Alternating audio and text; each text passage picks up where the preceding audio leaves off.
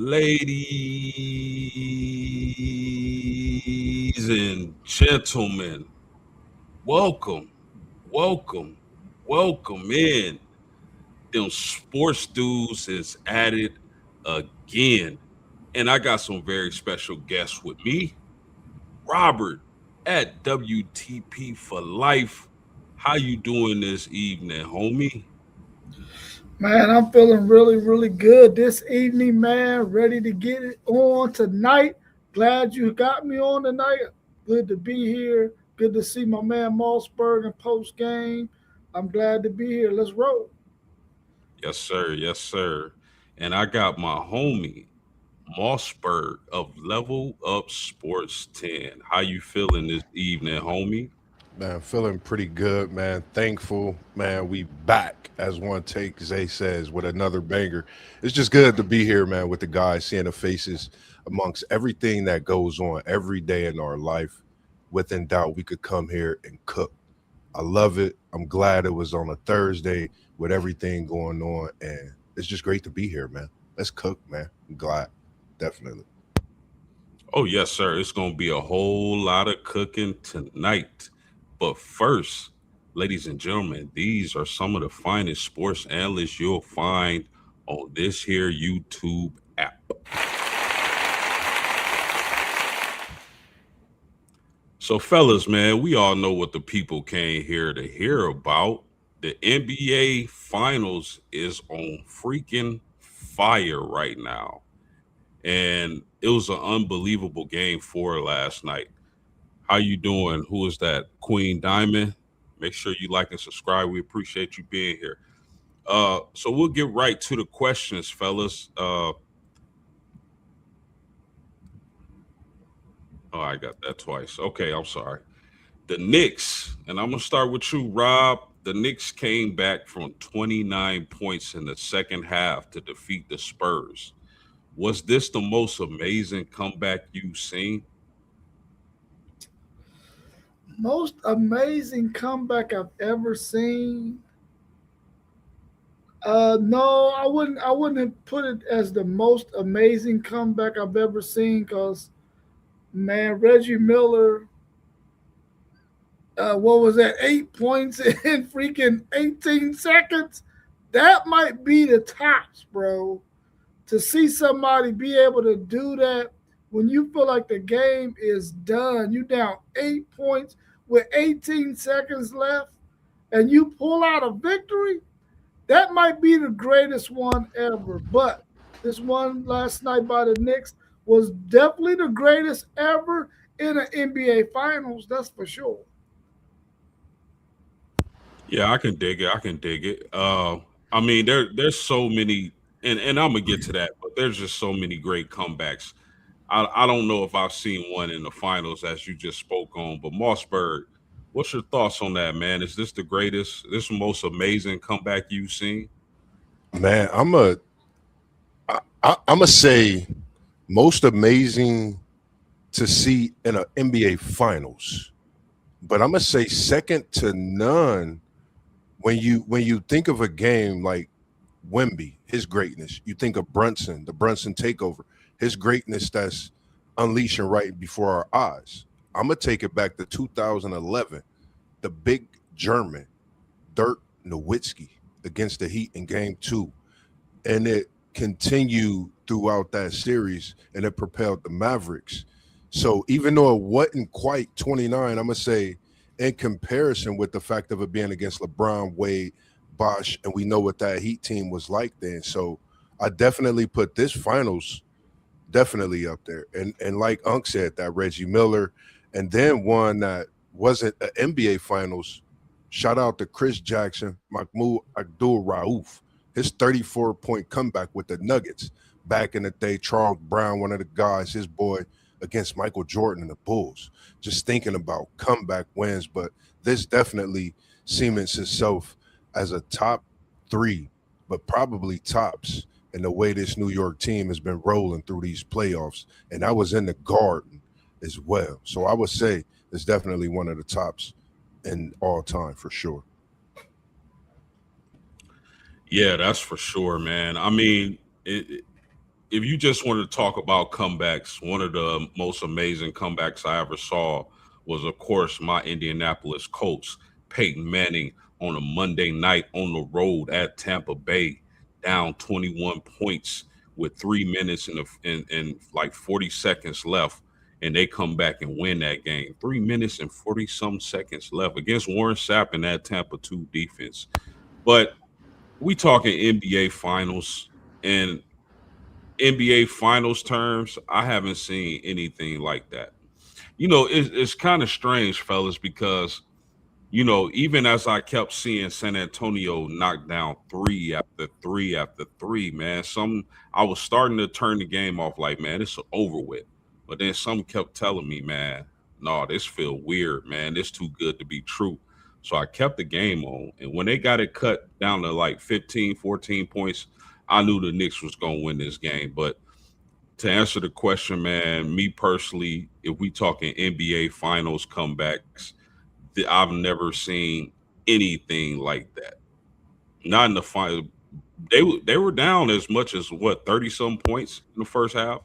Yeah, they was down big, like about 30 points, 35, something like that in that first half. It was ugly. Absolutely amazing. And we got our man Parlay Poe in the chat. He said Paul Pierce on the Lakers. Why you gotta do me like that, bruh? Why I you was gotta going. do?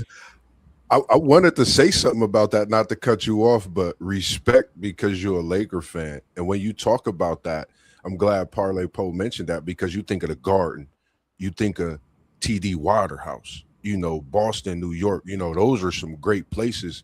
And I think these both, just to talk about these two, and then the 2011, I think you can stamp all three of these. People really put them however they choose within their fan base, but respectively, Parlay Poe being a Celtics fan, I could understand where he coming from with that too, because that was something, and it was against the Mamba. So respect to that as well. Nothing against you post game, but that was definitely something to see, and watching the truth be himself in that series with Garnett and those guys. Yeah, no offense taken, man. That was a great comeback. Who was randomation F2C? I thought New York would become Gotham. He said the Knicks lose. That's crazy work. Fox lied on his resume. Wow. What you mean by that, homie, man? Let us know. How tall do you have to be to play in the NBA? I mean, it depends, really. I think I'm hard pressed to believe Jalen Brunson is a full 6'2". I just don't believe that. But I mean, I guess it's more so on your skills, the position you play. Y'all got anything else on that? No. Just to, I would say to see this comeback, man. Like for me, like you mentioned, it kept me into the game. You know, at halftime, I almost stopped watching it. Third quarter, I'm like, is the Knicks going to do something? And they got it down. So I was like, man, is this Brunson takeover going to happen? But shout out to OG, man. Like we talked about, man, OG has been an OG. He stepped up big time as well, and I think We go seeing we those go two we go guys, we're gonna get to that. We're gonna get to yeah, that. We're gonna get to that, homie. And I'm stay right there because I'm coming straight to you. What do you think was the biggest factor of the Spurs losing this lead? OG, OG, and a Brunson takeover. I think you got to respect both of them because they both stepped up big time.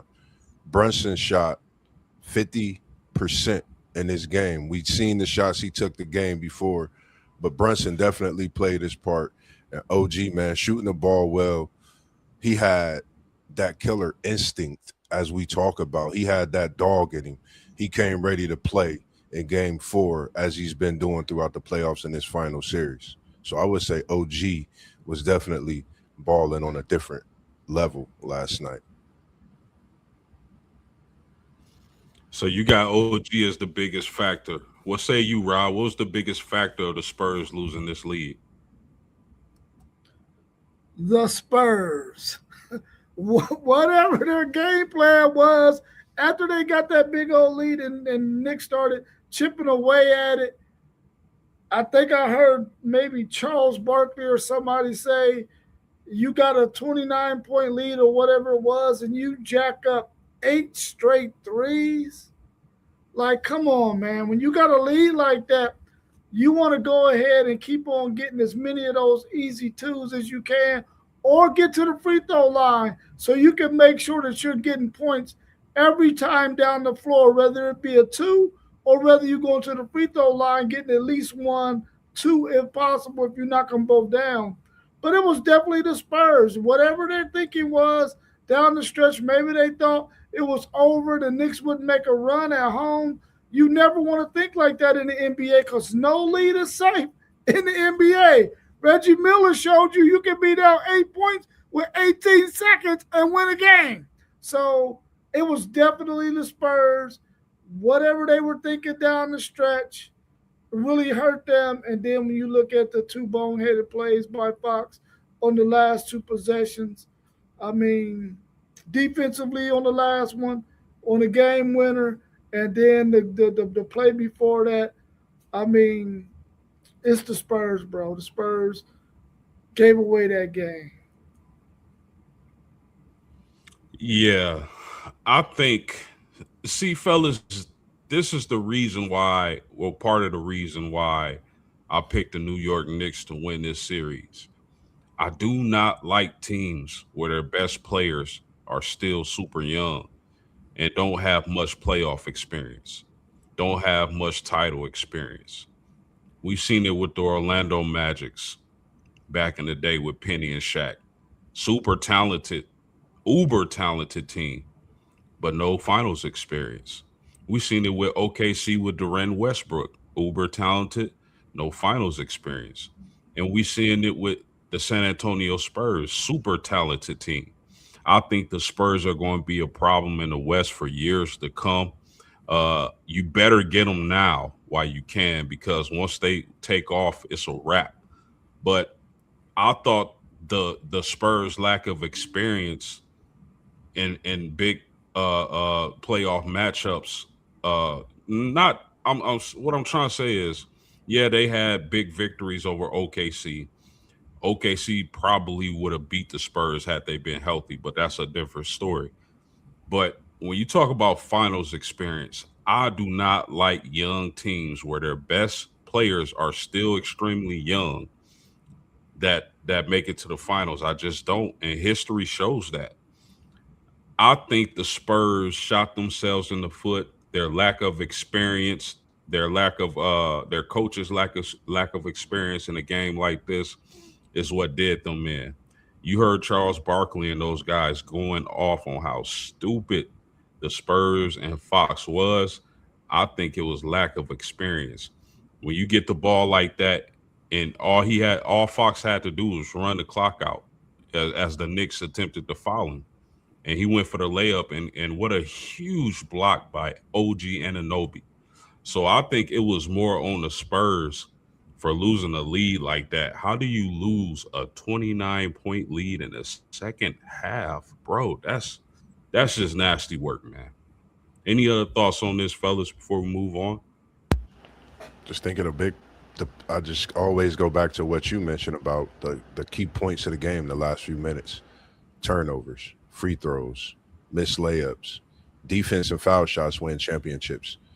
On the other end, New York did everything that way that San Antonio didn't. So just kudos to New York and clawing back, fighting back, having that crowd behind them, and just being resilient. That's one thing that they have been doing throughout these playoffs, being resilient, knowing the task at hand.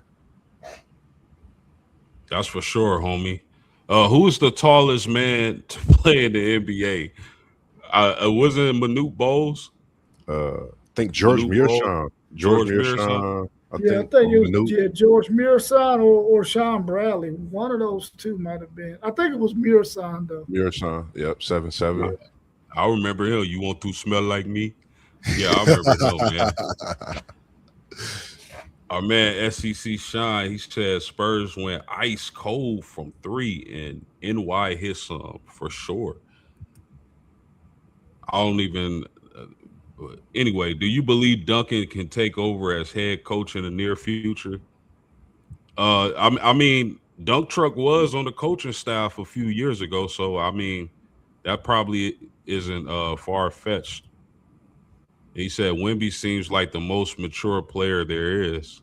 I don't know about that. Uh, Queen Diamond said, "Who you think youngest NBA player to ever play? When did Kobe Bryant?" It was Kobe, yeah. Bang, rest in peace. Guns and Magnolias said the NY fans is lame. Like wow. Duncan would Oh, SEC Sean said Duncan would be great for Wimby. Absolutely, man. And I'm Yeah, pretty sure the dunk truck is working with Wimby behind the scenes for sure. agreed. Let's move on though. I'm gonna start with you on this one, Rob. Will the Knicks close this series in Game 5? no, they're not going to close the series in Game Five. The Spurs are going to come out with a certain level of tenacity because that Game Four left a bad taste in their mouth, and they don't want to end their season on that. They're going to win this next game, Game Five, and I feel like they understand that. Listen, we gave one away. We might have even given two away. But we got to go ahead and get this win and extend this daggone thing. Because I'm telling you now, if they get it to 3-2, it's a totally different series at that point. I thought it was the same way when it was 2-1 and the Spurs came out kicking tail in Game 4, but then they had a brain fart and messed it up. But I think they're going to do the same thing in Game 5, and they're going to win it. Yeah. Do you now? Let me ask you this, Rob. And I'm gonna get your thoughts on this too as well, Mossberg. Do you think do you think the Spurs are demoralized from losing a game like that? Do you think that losing the way they lost, do you think that's going to affect how they play in the next game? I mean, I think losing like that is going to affect the way they play because they're going to come out and be a little bit more hungry because they know that they gave one away. I don't think it's going to bother them mentally to the point where they have a bad or off game.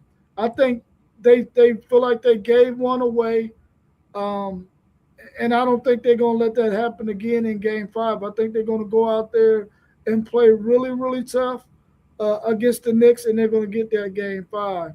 It's going to affect them, but it's going to affect them in a good way. Got you, got you. Mossberg, are the Knicks going to close this series out in Game 5? No doubt that they will not close it out. I just think, like Unc said, man, Spurs had one right there in their hand. They had it in the palm of their hand, right there, itching. They just didn't scratch it. And I think they're gonna come out, like you said, with that intensity. And no disrespect when I say this, with all respect. And I respect the nuns. Those nuns come out. We know what they've been doing when they show up. Spurs has been playing at a different level, so we got to respect that. If they show up, the Spurs definitely play at an even higher level. They at home. Everything that they've been dealing with these last few games, this last week rather, on the road in New York, the fans and all of that, I think a lot of that has a part into this Game 5. I think San Antonio comes out. They try to put a hammer down in the first few minutes of this game in a way and not let a lead get away if they can have that like they and unlike last game in Game 4. How do you think losing like that affects them mentally? How do you think that affects their game in Game 5? And that's a great question. Going through that as a player, um, we went through that, but we won a game. And when you have to battle back in a game that you could have won, being in that position before, getting to the tournament, we was in that position again. You know, we let the crowd be the crowd. It was a neutral site, so we let the crowd be the crowd. We just went out and played. We did what we knew we had to do to win the game. At the end of the day, it's up to us on the court to determine that win. We got to listen to what the coach is telling us, and we got to believe in what he's telling us as that game goes on. Whether you in the game or whether you out the game, you definitely got to cheer your teammates on. So I think it'll have no mental factor on San Antonio. I think it helps them adjust more, knowing they had it right there to where they could play even stronger to get this game 5 win coming up. Fellas, I originally said the Knicks in 6. And I'm going to stay with that because although I think that there's a strong possibility that this young team isn't mentally strong as probably they're going to be in the future, and I think there's a real opportunity for the New York Knicks to drive that dagger in their heart on their home court. The Knicks are undefeated in this series in Texas, but somehow, some way, I think this series makes it the 6, and they're going to New York City. It'll be over in 6, but New York City is going to go absolutely nuts if the Knicks are able to close this series out at home. But then again, putting my T1 of City League TV hat on, the NBA might want to avoid a situation like that, and the Knicks might close them out at home. Let's look at some of these comments, man. Uh, my man, no ego. He said New York fans are not basketball fans; they're just Knicks fans. They know little about basketball in general. I mean that sounds about right to me, fellas. What y'all think? The Spurs have had a double-digit lead in all 4 games. Oh yeah. Man. Then my man Upstate 315 ER2 said Spurs deflated, man, haven't won a game at home. Yeah, that's a good point. That's a good point. I feel like what's happening now and with the OKC is going to make the next couple of years really interesting. By the way, do you have hooligans like soccer teams in Europe? Bro, what's a hooligan, man? Man. What's a hooligan? Like I know what it is, but is there like a specific Yeah, what that's you what saying, I bro? need to run to. Both teams choked late in the game yesterday. That's a fact. Gavin Sarabian said it's done for. We gonna see. Felly 6'4" Abel. Only way to lose is for the Knicks to win at home. And Juan 0617, thank you for tuning in. Said NGS Mad AF Spurs got smoked.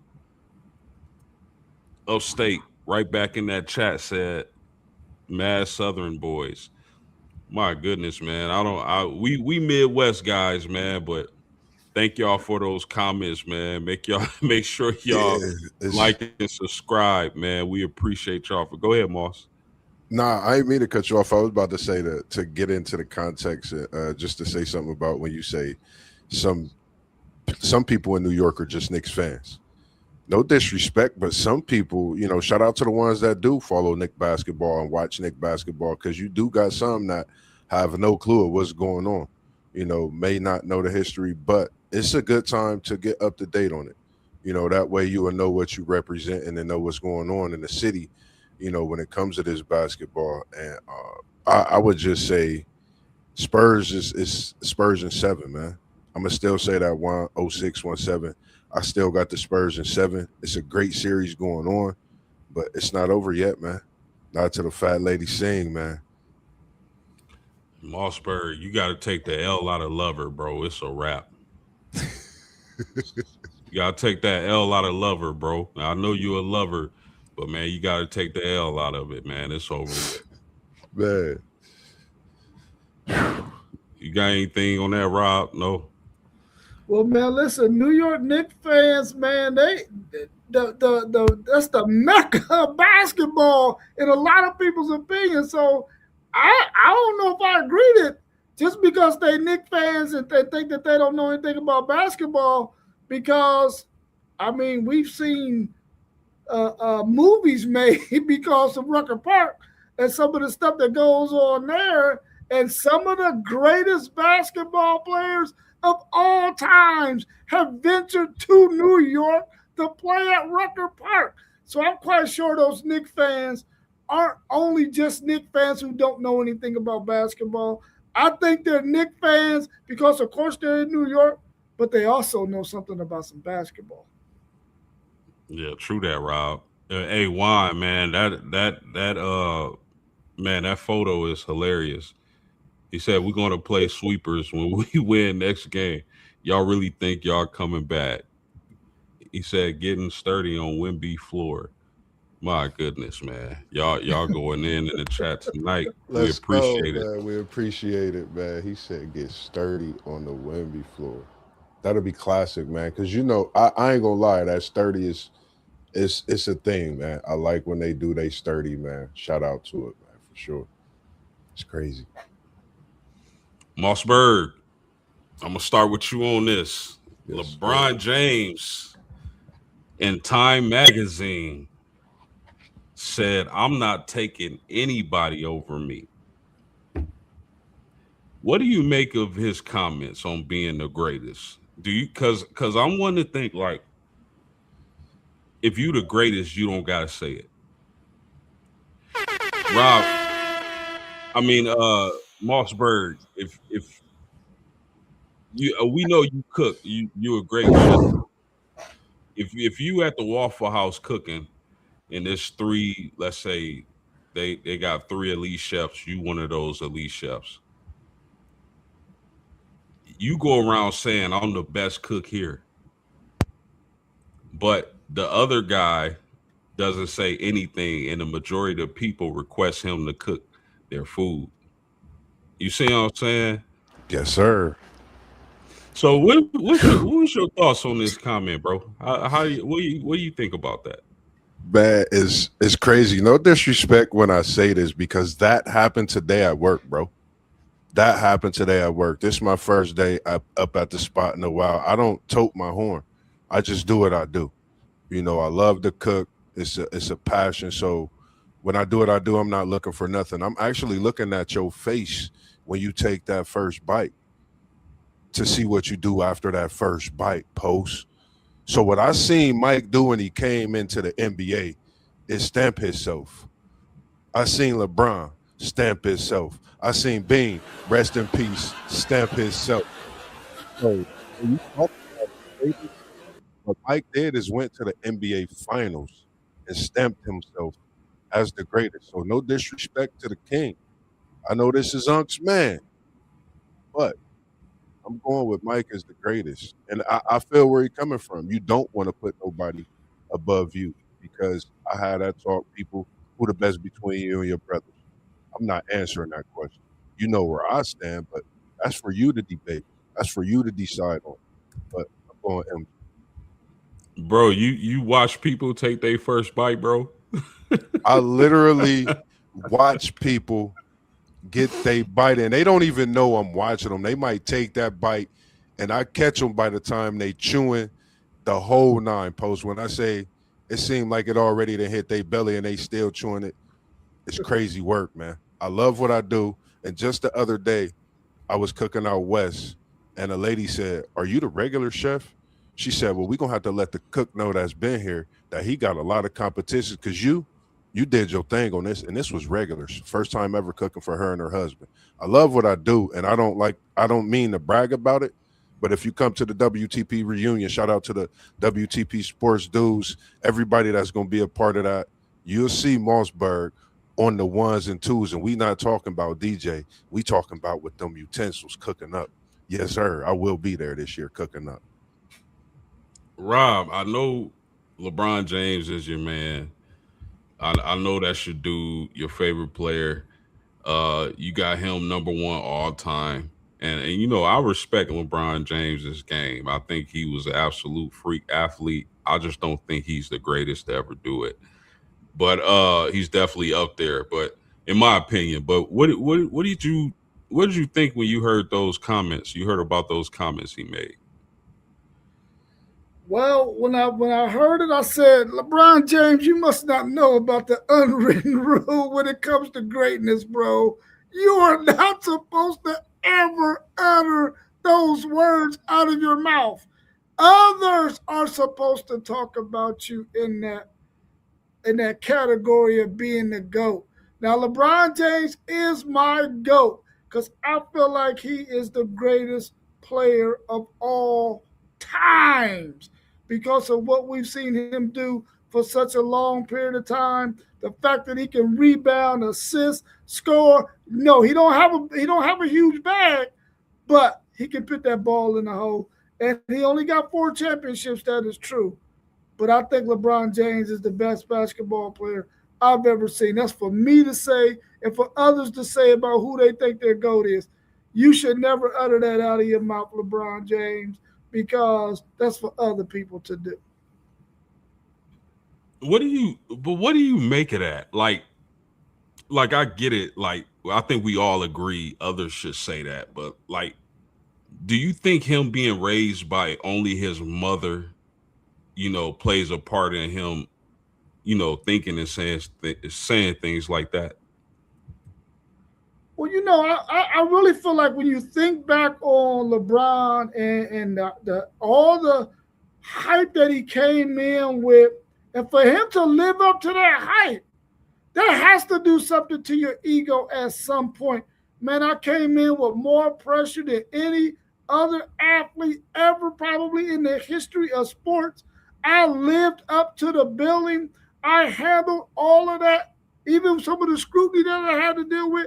And I became the all time leading scorer in NBA history. He might be close to being the all-time assist leader if he's not already the all-time assist leader.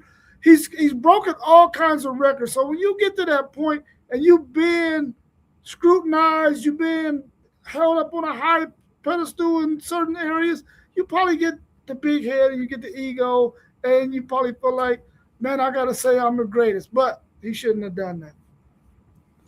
Yeah, and when I say that, that's nowhere near this to the sisters, man. I'm a product of being raised by a single mother. So I'm not saying that, you automatically are some type of a person because you're raised by your mother. I just know that when you're raised by a single mother, you miss a lot of masculinity in most cases. So that's why I added that. But fellas, I just think, you know, when you the best, you ain't gotta say nothing. Yeah. 'Cause- yeah. Let me answer this for no ego though. He said no clutch gene. Bro, come on, man. He brought a championship to the Cleveland Cavaliers, bro. And think about when he was at Cleveland the first time and the teams he had to get over to even make it to the championship. He bust Detroit's A. He bust Boston's A. Come on, man. Talk about no clutch gene. I think on Boston he dropped 40 something or something crazy like that. Yeah. He got clutch gene, bro. And if you look at his stats, he probably got more clutch game winners than a lot of people you might think is the GOAT over him. Go check his record because he got the clutch gene, that's for sure. I like that take. Clip that. Man, I disagree with Rob, but we not gonna get into that today. I'm gonna let him be great, man. I ain't. So let's move on, man. Because I was about to say, I was going to say something on it, but we'll say that for another one because this is getting good with that. Yeah, Go I like ahead, that bro. question you put in there. When it comes to the clutch gene, when you thinking of a clutch, you got to think of LeBron. He's not always been clutch at shooting. So I'm thinking of the clutch. He's made a block. He's made that pass. You know, he's gotten those stats to be that clutch player when they need him to be clutch. Now, I think other times there may have been players that he may have thought could have been more clutch than him based on what he has in his arsenal, you know, based on the teams that he played with. But that's just my thoughts on that, in my opinion. Man, that's a good one, Post. I like that. I like that. Yeah, man. Man, you brought It's in some always smoke with that, man. Yeah, it's I always an love it. interesting topic when you got to talk about LeBron, man. He been doing it for so long. But my next question, fellas, I'm gonna start with you on this, Rob. The Warriors are reportedly trying to trade for Kawhi Leonard and sign LeBron James to add with Steph Curry. Would that core be enough to win a championship? Oh man, that core be enough to win the championship. I'm gonna say no. You got LeBron James, who was up in age. He's gonna be a defensive liability. You got Steph Curry, who, although he can light it up on the offensive end of the court, he's a defensive liability. Of course, Kawhi Leonard can play both ends of the court, but you don't know when he's going to decide to take a break. So I would say no. I don't want that to happen either because, like I said before, I want to see LeBron James do his farewell tour next year and go ahead and end his career. So going back to Cleveland, even if he ain't gonna play a whole lot, just go back to Cleveland, do your farewell tour, and get it over with. But I don't think that's a championship team if they get Kawhi and LeBron to Golden State. Yeah, they definitely gonna be well rested because none of those guys gonna play much in the regular season. And I don't even know if they gonna qualify for the playoffs, man. But go ahead, Mossberg. What you got on that core, man? That's just my same thinking, man. You're talking about an 82 game season, and then you get into the NBA finals and winning a championship. That's 100 plus. That's a lot of added miles on three bodies that has mileage on it already. And throughout these last few years, they faced some injuries. We know it. Curry and Kawhi, the injuries that they face and the time that they've been out, to where when they come back, they trying to get themselves back, but then they still need that added rest to be themselves. So for a championship, nah, it just really depends on what other pieces is made in these deals, because that West is wild. You see what we dealing with OKC. You see what we dealing with San Antonio, who now seems like the king, of the wild wild West. But we know that could change every few years. So if you want to stack Curry, Brown, Kawhi up, I would possibly love to see Brian and Curry on a farewell tour. But like Unc said, come on home to Cleveland, as we all say. Make that farewell tour here, because that luxury tax in LA, I know it's eating at the pockets. So, that's just something I thought about. That'll be a heavy tax on the championship coming to LA. So go ahead, come home, get all that good money, less tax, and we the people here might put you as the king on that Mount Rushmore, man. I don't know. A lot of people say that. Coming home and do it. Uh, fellas, I like the idea of it, but that team isn't going anywhere in the West. But I mean, with San Antonio and Yeah. OKC and Denver, they not getting past those teams. But I do believe LeBron James wants to stay in LA. I truly do, man. He's built homes. His son is playing on the West Coast. Bryce was at Arizona. I believe he entered the transfer portal. So I don't believe LeBron James wants to win a. Oh man, here we go. You said what the hell is that? The all wheelchair. That's exactly what it is, my man. Oh, Shout That's out at No exactly what Ego, it is. man. He back for another banger with us this evening, man. We appreciate you tuning in back to back. Everybody else that's oh here, man, man. keep it coming. Y'all don't know how much we grind this, man. Like you said, posting the start, man. Some hungry man, loving what we do, man. And I done connected with posts after Uncton got the call. Man, it's just been special, man. So I love what we do, and that's something. The all will, man. I'm gonna just leave it at that, man.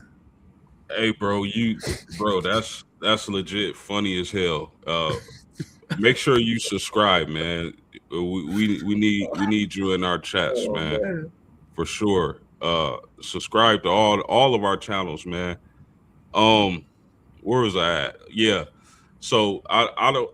You know, my bar. I was at the barber shop. My barber said something really interesting. I don't think it's gonna happen, but he said, "Why not Washington?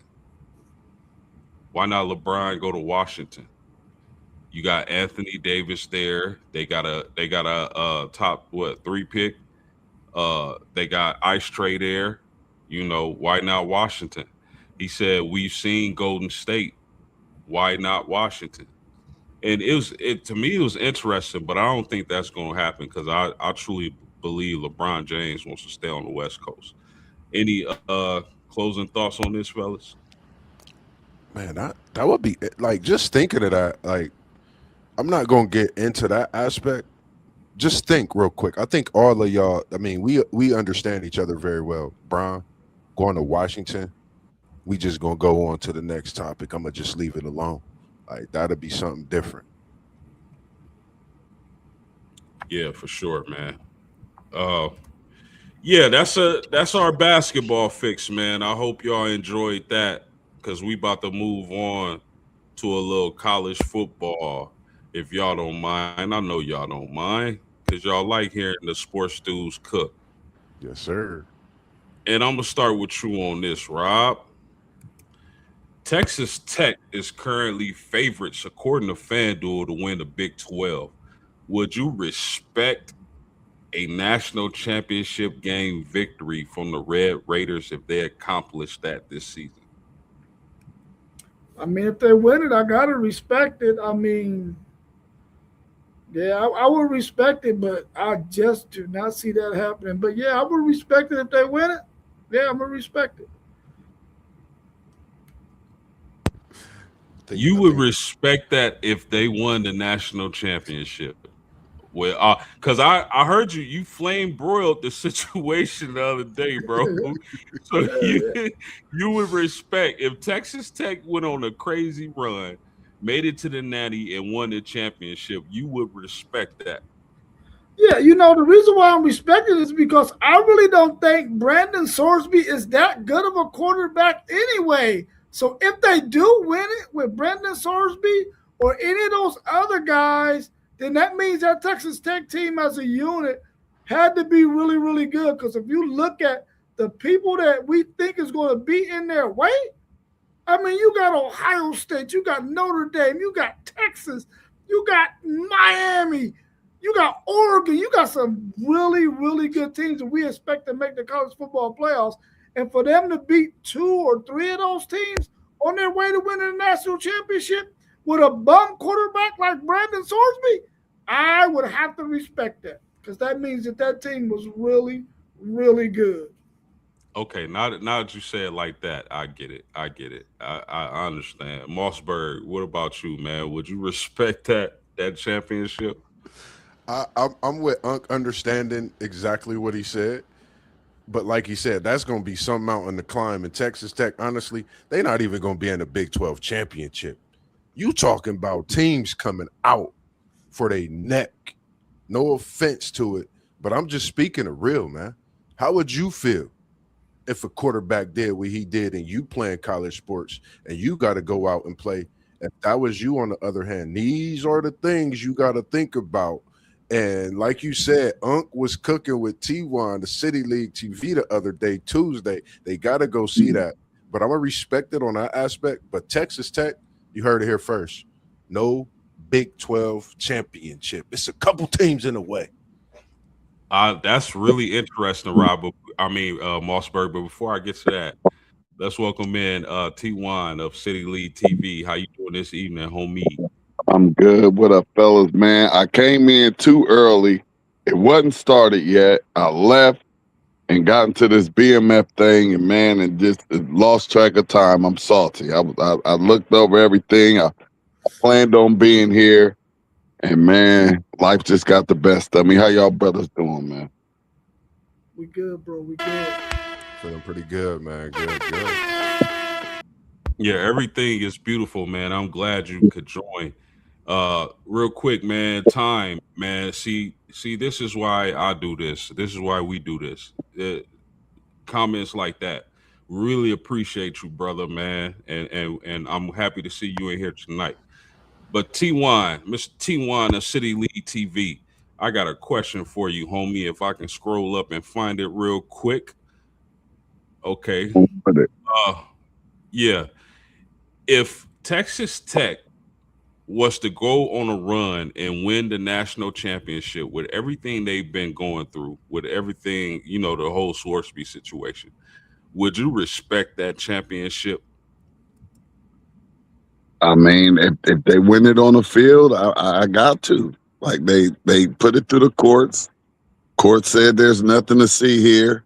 I mean, it is what it is. He gets to play. If he goes out there, balls out, they win every single game, win the natty.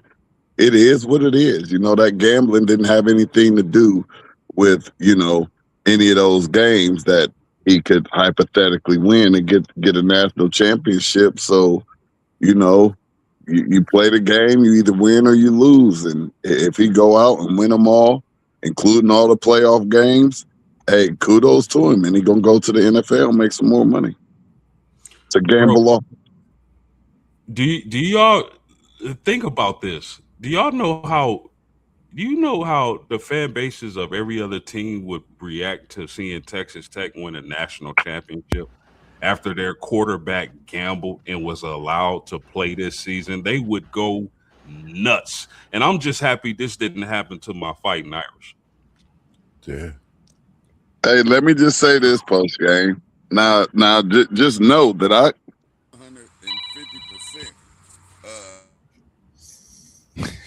I think T1 got a call, man. Straight up businessman popping off, man. But I'm a intercept and grab that fumble off the tip ball that got fumbled on the ground, but we pick it up because we a team, and it's something, man. That's why I say what I say. I don't think they're gonna win the Big 12. I think that's like, if we from the same hood like we are, like how we from the same hood. For example, I was a hooper. If we go play Whetstone, and I know they shooting guard, he been eyeing our practices from somebody he know at the school that he been talking to. Guess what? He on my radar. I'm locking into him. I'm locking him up, and we going at it. So you got to think with this Texas Tech situation, with everything brewing, nothing against, this is the world we live in today. People gonna have some kind of animosity against that university. We already seeing it. So my thing is Texas Tech, they got a target on their back. They got to go out and play like national champions from week 0, week 1, week 2, week all the way up until are you getting to the Big 12 championship? Are you even a talk of the Big 12 championship? It's so much that's brewing behind this. But like you said, they're not going. My opinion, it's not going to be no Texas Tech Red Raiders in the Big 12 championship. No disrespect, but I think that's just added with how the teams in that conference going to play against them this season. Hey, I was just trying to say this before that phone rang though. I'm not with anything that happened down there in Texas Tech with this quarterback. I think it's actually devastating to the NCAA for them to allow something like this to happen and act like it never happened. So, and I was just going off the hypothetical, and I'm right there with Moss B. I don't think they're going anywhere really. I think that this right here is not even going to allow them to get into the college football playoffs. I think it's going to be a little bad luck thing for them, and I don't even think they're going to be able to get to the playoffs in a weak Big 12, Pac-12, Big 12, whatever it's called. Stay right there, T1. Because I want to ask you this: are you rooting for BYU to dethrone Texas Tech in the Big 12? And it don't necessarily have to be BYU, but are you rooting against, with everything we know and how everything played out, are you rooting against Texas Tech this year? Absolutely. Anybody but Texas Tech can come out the Big 12. Absolutely. That was an easy one. What about you, Moss? You know me. I'm checking out Texas Tech schedule right now to see if they got to go to Provo. Because if they got to go to Provo, they putting the beat down. I'm taking BYU over Texas Tech in the Big 12, whether it's in the championship game or if it's overall record. You know how I am about this BYU team. When they playing at home, they tough. But I think this adds smoke to BYU this season. It's certain teams if you think about it, last year Texas Tech got in the way of a lot of teams. Teams are coming into this year, a little more NIL. Transfer portal was good, was great to some teams. And a lot of those teams are in the Big 12 where some moves was made. And I think teams got stronger and better to compete with Texas Tech. We know what kind of money they dealing with in Texas. So I think BYU could definitely be that team to take Texas Tech out along with other teams. We seen SEC Sean mention Houston. We see Timmy saying Utah. It's that Big 12 is up for grabs. Now that this has happened, man, it's really out there. Like you could just put every team out there and let them do their own thing this season. It's going to be something special in that Big 12. What you got, Rob? Yeah, I'm taking the field against BYU. I don't. I really. I mean, Texas Tech.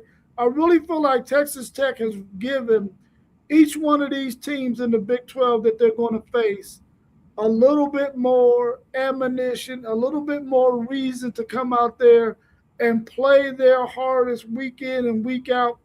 I don't think that Texas Tech, if they have an off day against a team that's coming in there because they're going to have a target on their back so big that everybody's going to want to hit that bullseye as often as they can.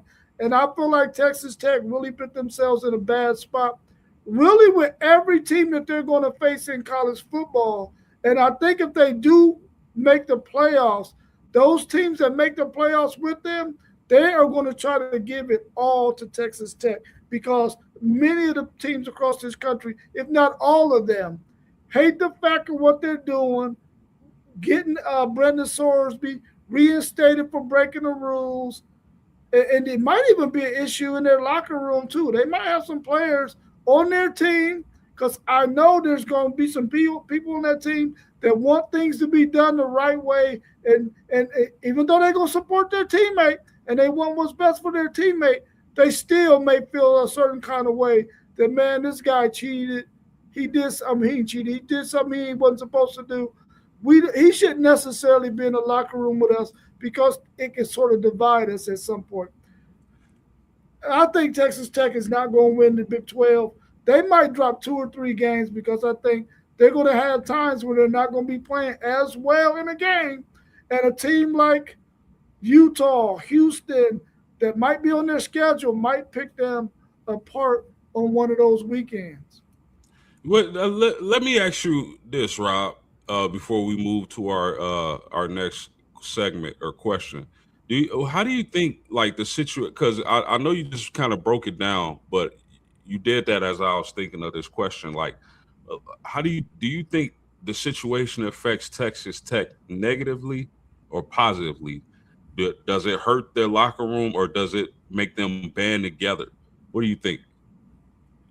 I really do believe we got a lot of young people out there who want things to be done the right way. You have a lot of coaches out there who preach doing things the right way because they see a society of people out there who are not doing things the right way and how it's messing up society. So I think in that locker room, you're going to have players and you're going to have coaches who feel like, listen, we got to do things the right way. And in this situation, we're not doing things the right way because we're trying to win football games as opposed to keeping our integrity. And I think it can mess the locker room up a little bit. Now, of course, that's your brother in battle, and you're going to want what's best for him. But I guarantee you, the majority of those players probably feel like, listen, we should go with a different guy and move on from Brandon Sorsby and this mess we got going on with him.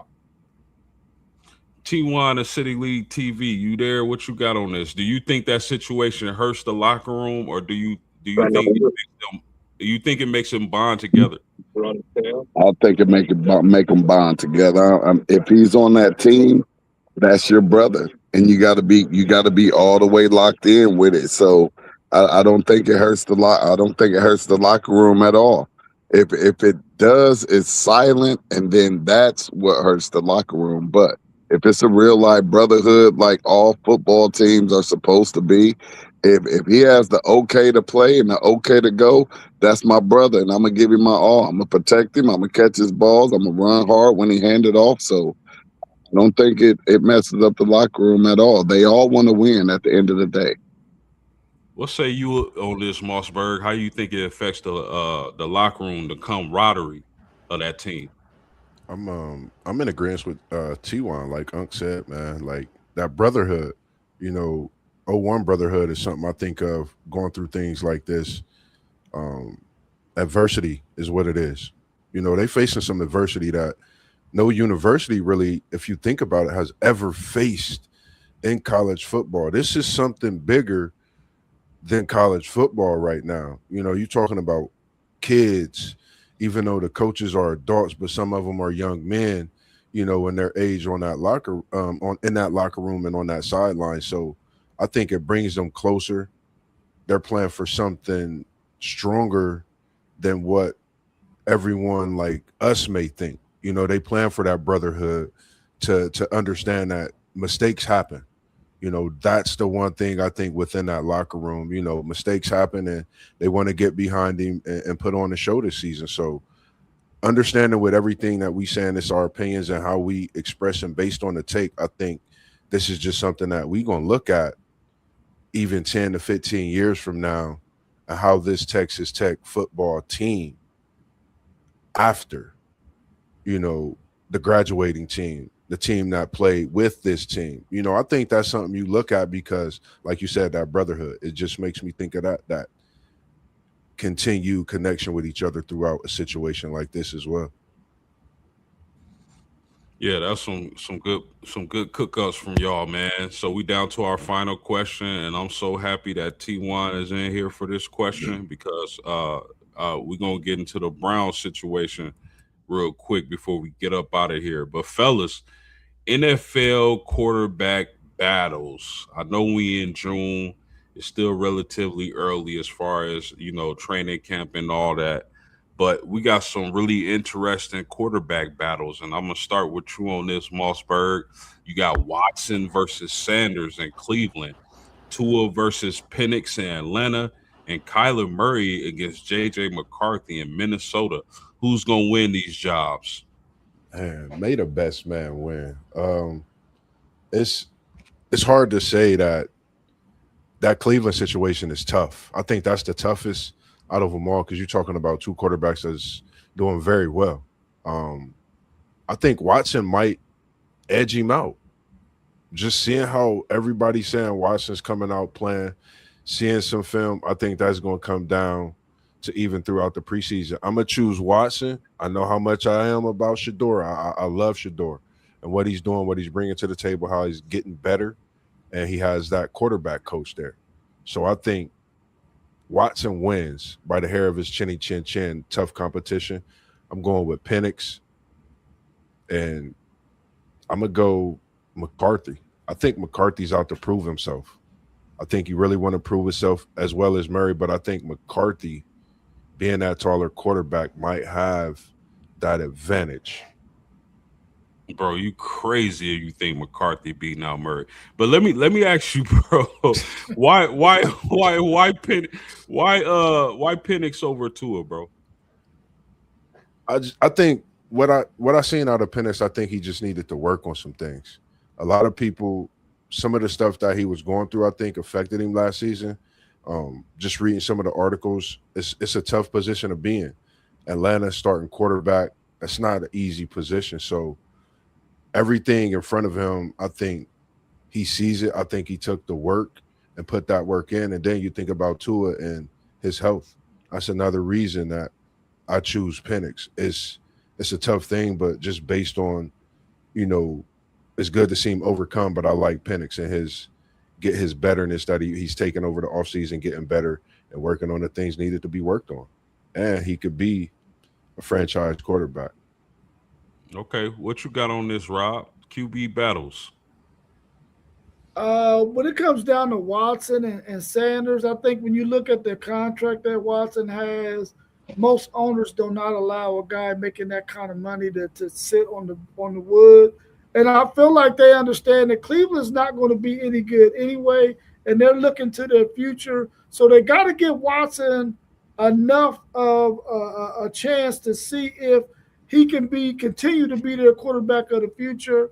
And if he can't do that, maybe towards season end, they'll bring Sanders in there and see if he's going to be their quarterback of the future. Because I think Watson's contract will be up maybe after this season or maybe the season after, so they can get that off of the books. But I think they got to start with him right now. Cost of the contract and the fact that he's probably going to have a real chip on his shoulder too, because he want to come back and show the league that he can still play. So I'm taking Watson over Sanders in Cleveland. When it comes to Tua versus Penix, I feel like Penix is going to be the one to get the nod, especially in the beginning of the season, because Atlanta, much like in the case of Cleveland, they want to see if Penix is there going to be their guy in the future, or do they need to move on after him after 3 years because of the injury prone that he has. He had it in college. He's had it so far in the NFL. But I think Tua is a good security blanket in case they decide or they be in a position to make the playoffs and Penix goes down. They got a pretty decent veteran security blanket in Tua. But I think they're going to start Penix simply because they're trying to see if maybe we need to move on from this guy at the end of the season. Between Murray and McCarthy, I don't think McCarthy is that good of an NFL quarterback. We didn't see him do a whole lot at Michigan because they ran the ball so much, and it was probably the best system for him because I don't think he can throw all that well. And they got some really good wide receivers in Minnesota. But I think Murray, if Murray can get out of his own way and not have that macho bravado attitude and go out there and be a gamer like we've seen him be in high school and at Oklahoma, we can see Murray win this, and I think Murray wins that job over McCarthy. T1, it's on you. All right. I'm gonna say that Murray wins over McCarthy as well. I agree with him there. Not McCarthy. He's just okay, and Murray, he's short. So if they can create some lanes for Murray to throw to those wide receivers and give him time to be able to throw, he actually could possibly shine in Minnesota the way that Darnold did his year. And then I'm going to go with Tua down there in Atlanta over Penix. I just believe that experience that Tua has, and Atlanta doesn't have a bad team at all. So I think the Tua wins that job. And then when we get up there to Cleveland, Watson's contract it's just that Cleveland already know that they dropped the ball on it. They lost. They don't win if Watson starts. So I'm not understanding why people are really thinking that it's some type of competition. There's nothing to gain from Watson starting, not one single thing. There's nobody that's going to trade for him midway through the season or whatever or whatnot. There's absolutely nothing to gain from him. Cleveland is already, they washed that money real good with Sanders. They're not paying him anything. So therefore, they have already kissed that money goodbye. And right now they have to see what Legendary has to offer, and it looks like it's a quarterback competition, but really it's just Watson helping Shador gets to where it needs to be. And if something happens to Shador, Watson can step in. But this is Shador's show right now, so I'm going with Shador up in Cleveland. So you're not buying into any of the Deshaun Watson hype? Oh no. And Watson always looks good in the postseason. He preseason. He always looks good in camp. He looked great. He looks phenomenal. I mean, he throws great balls. He moves in the pocket really, really good. He looks like that Deshaun Watson that we saw, 6 years ago. That's what you're seeing in these OTAs, and that's what you see in the preseason and all of that. But we don't know if he can stay healthy. So why would we sacrifice Sanders? That those games that he need to get up under his belt and grow from last year. So I'm not buying none of it. It's not a competition. It's what Watson is doing is what Watson has been doing for the past 9 OTAs. looking really, really great in shorts and shoulder pads. Look, fellas, for me, this is interesting. Watson versus Sanders in Cleveland. I just don't believe that with all the injuries and surgeries Watson has been through, that he's going to be anything like that quarterback he was for Houston. I gotta see it. So I'm taking Sanders in this one. Tua versus Penix. As of right now, I'll go with Tua just off the simple fact Penix still needs to get healthy. He missed the majority of last season or the latter part of last season with an injury. So it'll be interesting to see where his health is at and if he can live up to that first round draft pick that they spent on him. And then Murray versus McCarthy for me is a layup. I think Kyler Murray has the goods. I don't think he got along with the management in Arizona, and I think there was a lot of beef, internal beef in that situation. I think Murray in Minnesota with that style of play and the weapons they have, I think he's going to absolutely ball this season, fellas. So that's my thoughts on that. Man, what a beautiful, beautiful stream. And shout out to y'all because we held viewership throughout the duration. So that was really exciting to see, man. So Sir, I mean, sir. thank y'all for tuning in. My homies, thank y'all for rocking uh them sports dudes, as T1 like to say. We was in the building and now we out. We Peace. up out of here. Peace. I love y'all, fellas. Peace. Love you too, Unc. You already know it, man. Yes, Sure. sir. Too, man.